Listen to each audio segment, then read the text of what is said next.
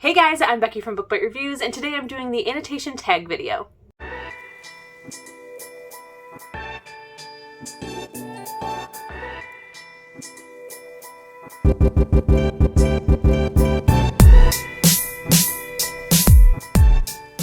So recently, one of you commented on one of my videos asking if I would make a video dedicated to annotating. It's something that I've always thought about doing, but I didn't think that there was really any interest in doing it just yet, so I've held off. But now that I know at least one of you wants to see this, I've decided to go ahead and make one. And I recently saw that Jessie from Bow Ties and Books made an annotation tag video. So that's what I'm going to be doing today. There are 14 questions that I think pretty much cover everything that you guys need to know. I will have them linked down below so that you can check out their original video, and let's go ahead and get started. So the first question is, do you mark your annotations with flags? And yes, I do. The second question is, do you match flags to the book cover, or do you have a set flagging system?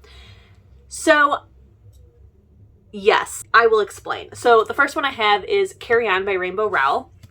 This one has where I'm using different colors, and each of these flags represent the color that I underlined that passage with, and that color means something. So this is how I used to annotate, but most recently I have started flagging a different way, which here is my copy of A Crown of Midnight, and I am now matching the flags to the covers. Now, I decided to switch to this for two reasons. Number one, I think it looks very, very pretty when it matches. And number two, by doing this rainbow system, I found that I was using a lot more of some flags than others, because not every book makes me cry, or not every book makes me laugh, not every book makes me angry. And I would have to buy so many packs to make sure that I had all the colors I needed. So by doing this, I am using all the flags that I currently have and don't have to buy so many so quickly. Now with this system, I am still underlining in the different colors that mean things to me. I'm just not flagging it that way. Question number 3 is, what is the first book that you ever annotated? That would be Harry Potter and the Sorcerer's Stone, because I decided to finally read the books for the first time a couple years ago. Annotating was something that I've always thought about maybe doing, and I figured with this book that I really enjoyed and knew that there were things that I was going to want to refer back to. Now, picking these books was both like a blessing and a curse. Number one, I annotated the first one so heavily. Like every single page there was an annotation. Every single page there was like a flag or two. And it was just a lot. So while it was like very heavily annotated and just a lot, it was a really great learning experience of like how exactly I want to annotate, when I want to annotate, and what my annotation style would be. So I definitely think that if you are thinking of annotating, to start with maybe a reread of something or a book that you know you're going to love and will want to annotate, because it's a really great experience. I also think if you're a little worried about maybe overdoing it like I did, to maybe buy like a used copy of the book so that you don't feel so bad if you kind of mess it up. Question 4 is, have you ever been against annotating? Yes, I used to be very against annotating. I didn't know why people would want to write in their books, except when it came to textbooks. That I've never had a problem with. But basically fiction books, I feel like nonfiction I have always been fine with, but fiction books I've always been like, why on earth would you do that? It was actually Books with Chloe, who is a huge annotator. If you are ever looking for tips and tricks of annotating, she's definitely the one to check out. She's the one that inspired me. Watching her videos, I got inspired from her to try it. And after understanding why people annotate and seeing her annotate things and refer back to them in videos, it made me want to try it. Question 5 is, did you ease into annotating or did you jump right in? I pretty much jumped right in. I bought the flags that I wanted to use. I bought the pens that I thought I wanted to use, and just did it. I definitely didn't start slow. Since Harry Potter was the first one I did, it was very, very heavily annotated, and yeah, I pretty much just dived headfirst into it. But it was definitely after a lot of thought and consideration, and like, you know, I figured out what my colors would mean and all that. So I dived in, but at the same time I felt very confident diving in. Question 6 is, do you keep an unannotated version of your annotated books? I do not. For the most part, my books don't leave my shelves. If I'm going to give a book to somebody, it's somebody that I really, really trust. So I would be fine with them reading my annotations, especially at this point of my annotation process. I'm mostly just underlining and flagging. I hardly ever write any like notes or feelings in books just yet. I've come up with an idea that I think I'm going to maybe start trying. So I don't see a need to keep an unannotated copy, because if I'm going to reread it or refer back to it, I'm always going to grab the annotated copy. So no, I do not. Question 7 is, has anyone ever annotated a book for you? And no, they haven't. I have seen a couple people who have like done annotation swaps where they like read either their favorite book or the person's favorite book and annotate it while reading and then swap them so that the other person can read it. And I think that's a really cool idea. It's something that I may do one day. Maybe, I don't know. But as of right now, no, I have not been gifted an annotation copy. Question 8 is, do you mind getting used books that have annotations already in them? It depends. If it's really clean annotations, I don't care either way. But at the same time, if it's a book that's like they heavily loved and wrote in their thoughts, I think that would be a really cool experience too. So I want to say I don't think so, unless it's just like really crap annotations. Just like squiggly lines, everything's highlighted, you know, I don't know. Question 9 is, have you ever gotten hate or horrified stares from writing in your books? Yes. The only person that I have really gotten like horrified stares is my husband. He's the only one that has physically seen me do it. So when I first started, he was like, "What are you doing? Have you lost your mind?" My best friend, who has watched some of my videos, when I first started doing it, she wasn't so much horrified as more just curious about like, why did I start doing it? And maybe she would like to start doing it. So I did buy her like an annotation kit so that maybe she could start annotating copies, because now that she's seen me do it so much, she has thought about doing it. But really, just my husband. I haven't really even received like people being like, "Oh my God," in comments or anything like that. So just him. Question 10 is, what do you annotate your books with? So I have my Annotation Supplies here. This is a pencil pouch that I bought from Dollar Tree that has Disney princesses on it. I'm sure at some point I will upgrade this to a nicer pouch. I do have some nicer pouches already, but I just, you know, like it's plasticky, so it can't get dirty or water damaged. And it's cute. I know it's pink and I hate pink, but that's okay. So inside here are my annotation supplies. So first I have just a blue and black ink pen from Pilot. These are my favorite pens to write with. I don't think they're my favorite annotation pens, so I am looking for a better annotation ink pen for when I do want to write my thoughts down. So if you have any suggestions, let me know. These are my Annotation Markers, which is, well, this is what I use to underline things. These are by Sippa. They are markers, but they are very, very fine point and they hardly bleed through. So real quick, I will go through what my colors mean.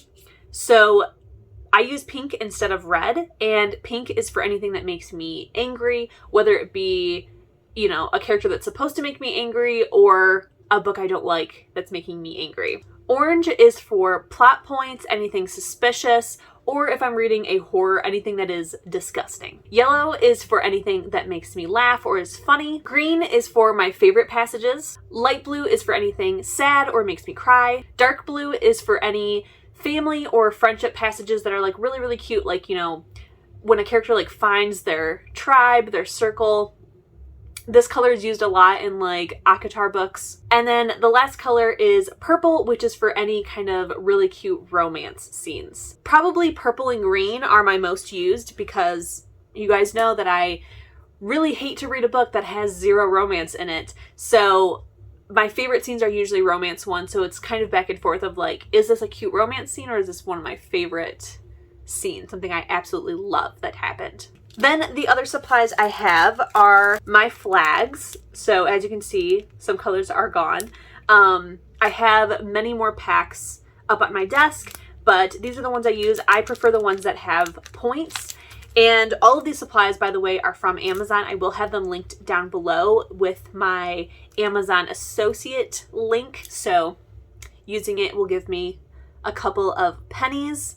So please use it if you would like. These work really, really great. They are see-through and they have a really good stickiness where they're very easy to remove, don't leave a residue, but they also keep their stickiness so you can, you know, move it somewhere else. I've definitely moved a flag many times trying to get it just precisely where I want it. So these are fantastic. This is, if you can even see it, is a empty one of my flags. And I keep this to do my underlining. I do very straight lines. I used to use a ruler, but I wanted something clear and realized that this is absolutely perfect. It's usually the perfect size for a hardcover page, and I can see exactly what I'm doing, and it's also reusing. And then the last two supplies that I have are ones that I haven't really used just yet. The first one is my lined note cards. So I have really two options for these. What I'm currently using them for is to test out my pen before I start writing. Otherwise, that's pretty much it. I'm kind of thinking about, instead of writing my thoughts in my book, especially because I haven't found a pen that I really like that doesn't skip or smudge, writing it on a note card instead, and then maybe sticking this in. This could also be what I use to write like my annotation key if I want to put that in one of the books. But yeah, I just have these on hand. I also usually use note cards if I'm doing like a read along or anything like that, where there are certain places where I need to stop. So I always keep these on hand. And then the other ones are some lined sticky notes. And for the exact same reason, I got these from the dollar store because maybe I would like to just write my thoughts here and stick it in the book. It's a possibility. It's definitely something I haven't done yet, but that's what I'm thinking. Just because every time that I've like physically written in the book my thoughts, I haven't loved how it looks, and this just seems like a better way where I can take it out, redo it, whatever. Question 11 is, have you ever regretted annotating a book?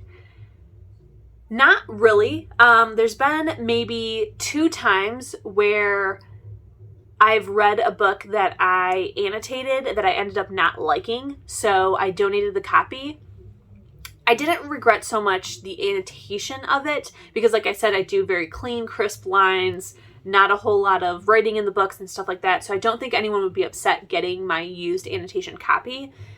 The only regret I kind of had is the waste of flags. The first copy, I think I just threw them away, and then I felt really bad about it because I could reuse them. So the second copy that happened with, I took all the tabs off and put them on one of the blank little cards that I already had and just saved them to use in the future. Question 12 is, why do you annotate? Kind of just because I want to. I find it to be very fun and kind of thrilling to underline the passages that I really, really enjoy, things that, you know, made me suspicious or grossed me out, or just like my favorite scenes, so that I can refer back to them in videos. It makes it very, very easy for videos when I have annotations. It also makes it really easy for reviews to kind of look back and see. And I really only annotate books that I'm probably going to reread or are my favorites. I've found that I don't annotate every single book that I read. I annotate the ones that kind of call out to me. And these books are usually 5-star books. Questions 13 and 14 I have accidentally answered during my other ones. So question 13 is, when underlining, do you use a ruler? Not a ruler, but I use something with a straight edge so that I can get those clean, precise lines. And question 14 is, do you annotate each book that you read? Again, no, I just annotate the ones that call out to me. Now, it does stink because I do use my library pretty heavily. I work there. I love the library. It's a fantastic resource. So it really sucks when I read a book from the library that I don't own that I can't annotate. This has happened to me pretty recently with The Shadows Between Us by Tricia Levenseller. This book was just screaming at me to annotate it, and I couldn't, because it's a library copy. Now, I do annotate on my Kindle. It's honestly like my preferred method is to have a Kindle version, so if I can get it from my library, using Libby or Overdrive, they will send a copy to your Kindle, or you can read it in the app. And I will do that and annotate it that way and then move my annotations to a physical copy. This is my most preferred way to annotate. Number one, I can kind of censor myself afterwards, not in like a bad way, but sometimes I just underline too much originally, like pretty much a whole page. So this way I can kind of like, no, that doesn't really need to be underlined. Or for things like in the moment, usually like with plot points, I will underline something if it's the first time that I'm reading it, but moving forward, I'm never going to need to refer back to that plot point or something like that. So I really prefer annotating on my Kindle and then moving those to physical copies. That's what I'm doing with all of the Throne of Glass books, because I am reading those for the first time right now, and it's fantastic. I really love doing this version of annotating. So with The Shadows Between Us, unfortunately, there was not an ebook copy I could get my hands on, and I couldn't annotate this book. I have recently bought a physical copy, so I may reread it so I can annotate it, but yeah. All right, guys, those are all the questions that Jessie asked. So if you guys have any other questions about how I annotate, feel free to leave them down below in the comments and I will definitely respond back to you. I hope that you guys enjoyed this. Again, I will have my supplies linked down below. And don't forget, if you enjoyed this video, to also give it a thumbs up. Keep reading, stay safe, and I'll see you in my next one. Bye!